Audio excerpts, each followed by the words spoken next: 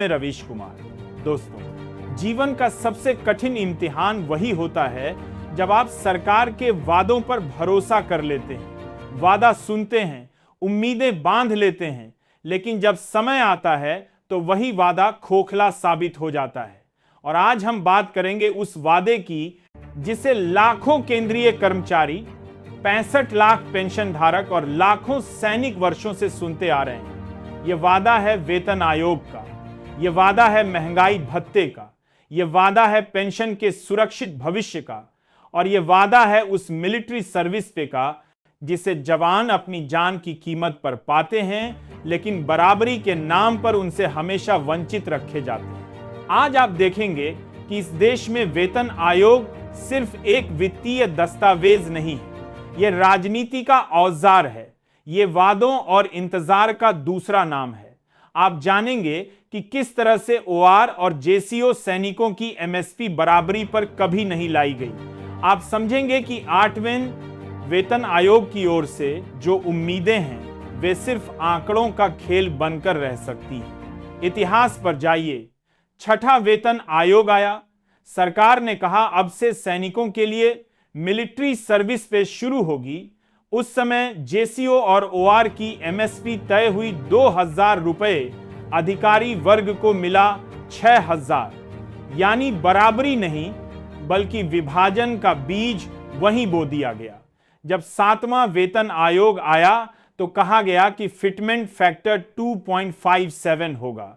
इसका नतीजा यह हुआ कि जेसीओ और ओआर को 5200 रुपए एमएसपी मिली और अधिकारियों को 15500, नर्सिंग सर्विस को 10800। सवाल यह है कि क्या रिस्क कम हो गया? क्या दुश्मन की गोली यह पहचान कर आती है कि सामने अधिकारी खड़ा है या जवान? अगर नहीं तो फिर एमएसपी में यह इतना बड़ा अंतर क्यों? सरकार का जवाब सीधा रहा। वे कहते हैं यह स्ट्रक्चर है, इसमें बदलाव नहीं होगा। कोर्ट में भी केस हुए। दिल्ली हाई कोर्ट और चंडीगढ़ हाई कोर्ट ने कहा यह सरकार और वेतन आयोग का मामला है, अदालत इसमें दखल नहीं करेगी। और इस तरह से जवानों की उम्मीदें फिर से वहीं की वहीं रह गईं। अब सुनिए 8वें वेतन आयोग की कहानी। मान लीजिए सरकार फिटमेंट फैक्टर 2.0 तय करती है, तब जेसीओ और ओआर की एमएसपी 10,400 हो जाएगी, अधिकारियों की एमएसपी पहुंच जाएगी 31,000 पर, नर्सिंग सर्विस की 21,600। सोचिए, बराबरी तो दूर, अंतर और बढ़ जाएगा। एक तरफ 10,400, दूसरी तरफ 31,000। क्या यही न्याय है? क्या यही बराबरी है?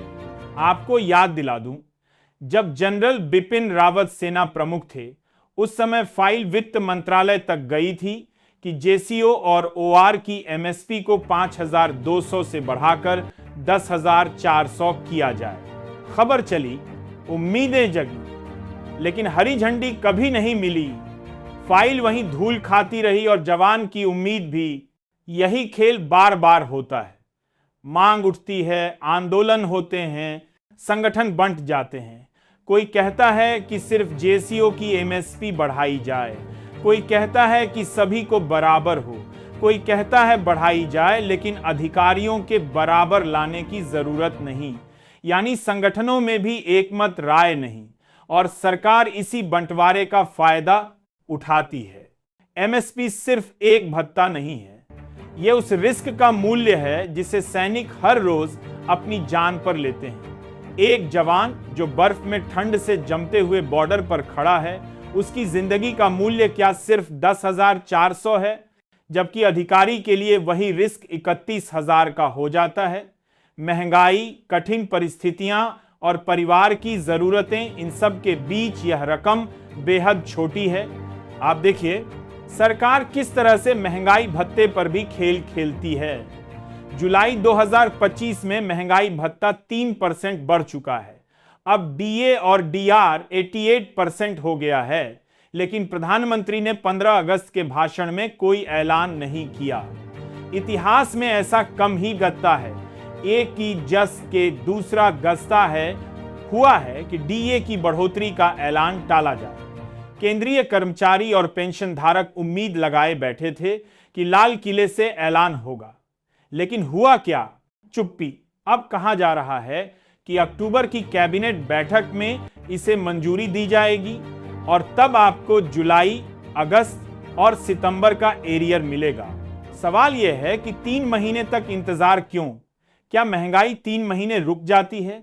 क्या राशन दुकानदार कहता है कि पेंशन धारक जी, सरकार ने अभी ऐलान नहीं किया है, आप अक्टूबर तक सब्जी मुफ्त ले जाइए? नहीं, महंगाई हर दिन वसूलती है, लेकिन उसका मुआवजा सरकार टाल देती है। यही वजह है कि जब सरकार इस बढ़ोतरी को दिवाली के तोहफे के रूप में पेश करती है तो ये और भी व्यंग्यात्मक हो जाता है, क्योंकि यह तोहफा नहीं है, यह आपकी मेहनत का पैसा है। पेंशन आपकी जिंदगी भर की नौकरी और संघर्ष का परिणाम है। सैलरी आपकी सेवा का हक है। इसे तोहफा कहना अपमान है। और अब सुनिए सबसे खतरनाक पहलू। पेंशन मंत्रालय ने चेतावनी जारी की है कि जब आप लाइफ सर्टिफिकेट भरते हैं तब आपके साथ धोखाधड़ी की संभावना रहती है। साइबर अपराधी कॉल करते हैं, खुद को मंत्रालय का अधिकारी बताते हैं, कहते हैं आपकी पेंशन बंद हो जाएगी, आपको डराते हैं और ओटीपी मांगते हैं। अगर आपने ओटीपी बता दिया तो आपके बैंक अकाउंट का पैसा साफ। सोचिए, एक बुजुर्ग पेंशन धारक जो पहले ही अपनी पेंशन पर निर्भर है, वह जब इस तरह के कॉल से डरता है तो सरकार कहां है? पेंशन मंत्रालय का कहना है कि हम कभी भी आपको कॉल नहीं करेंगे। लेकिन सवाल यह है कि क्या मंत्रालय यह सुनिश्चित कर रहा है कि बुजुर्गों तक यह संदेश पहुंचे? क्या गांव के उस पेंशन भोगी तक जिसके पास स्मार्टफोन तक नहीं ये सूचना जा रही है? हम बार बार कहते हैं कि सरकार को डिजिटल इंडिया बनाना है, लेकिन डिजिटल इंडिया तभी सुरक्षित होगा जब बुजुर्ग पेंशन धारक को यह भरोसा हो कि कोई उसके पैसे से खेल नहीं सकता। अब लौटते हैं 8वें वेतन आयोग पर। क्या उम्मीद की जाए? साफ है कि सरकार तभी कदम उठाएगी जब कर्मचारी और पेंशन धारक मिलकर दबाव बनाएंगे। एक्स सर्विसमैन संगठन, सैनिक संगठन और कर्मचारी यूनियन अगर एकजुट होकर प्रतिनिधित्व देंगे